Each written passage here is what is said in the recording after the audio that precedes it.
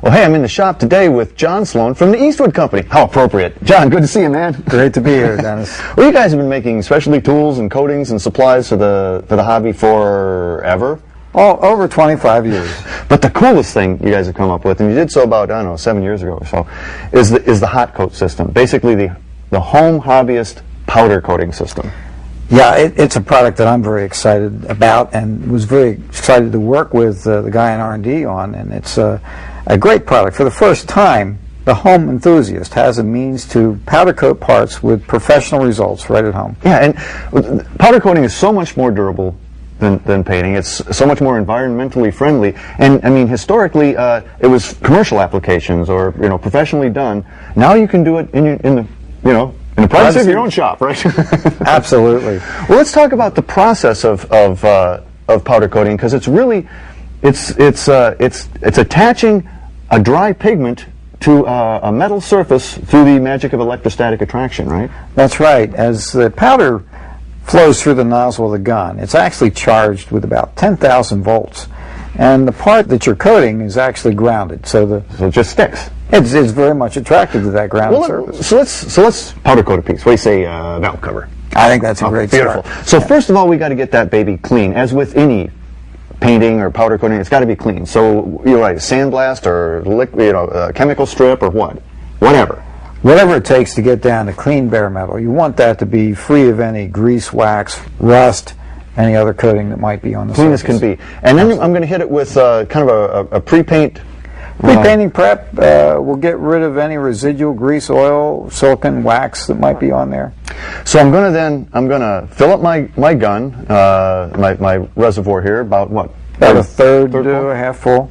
And I'm going to hook that gun up to a compressor. And what kind of pressure?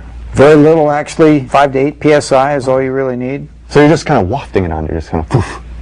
That's right. You're not looking for the density of material coming through the end of this gun that you would with a liquid coating gun. So I'm going to put the piece then on a rack, and the key, of course, then is grounding it, either grounding the rack or grounding the piece itself. The part directly.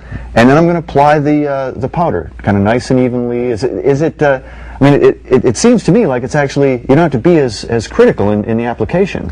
It's much easier to apply than liquid coatings. There's no fear of creating a drip or a run, no dry spray, no overspray. You merely need to coat the part until you can no longer see the base metal showing through. And it's probably a little bit self-limiting. After a while, you just don't... It is. It's almost impossible to apply too much powder. Then the other great thing is, unlike overspray with liquid paints, which stick to your floor, I can sweep this residue up, the overspray, if you will, and just pitch it.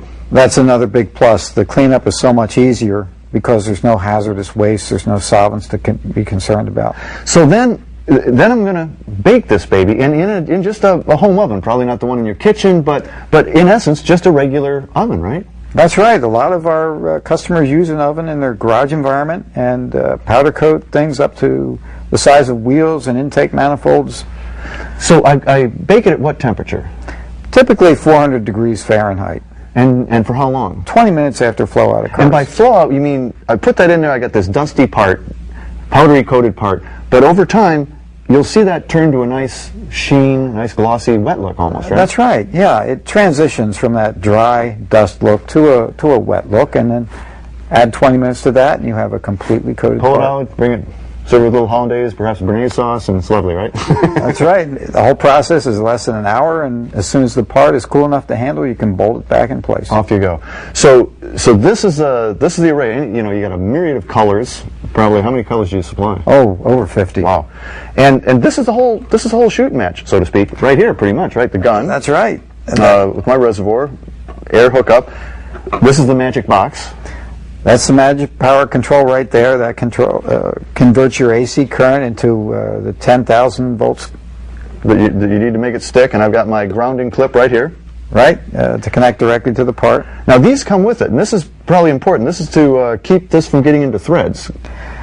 And that's something you really don't want to do. You really want to prevent powder from ending up on critical tolerance surfaces like threads, bolt holes, gasket surfaces. So you need to protect those with either...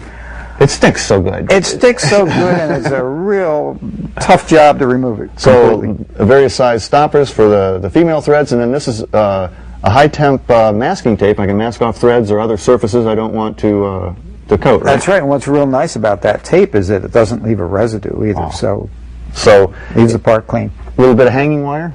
Use that wire to hang the parts for coating or curing. So with this little handy dandy kit, I can have a professional powder coating finish on just about anything I want.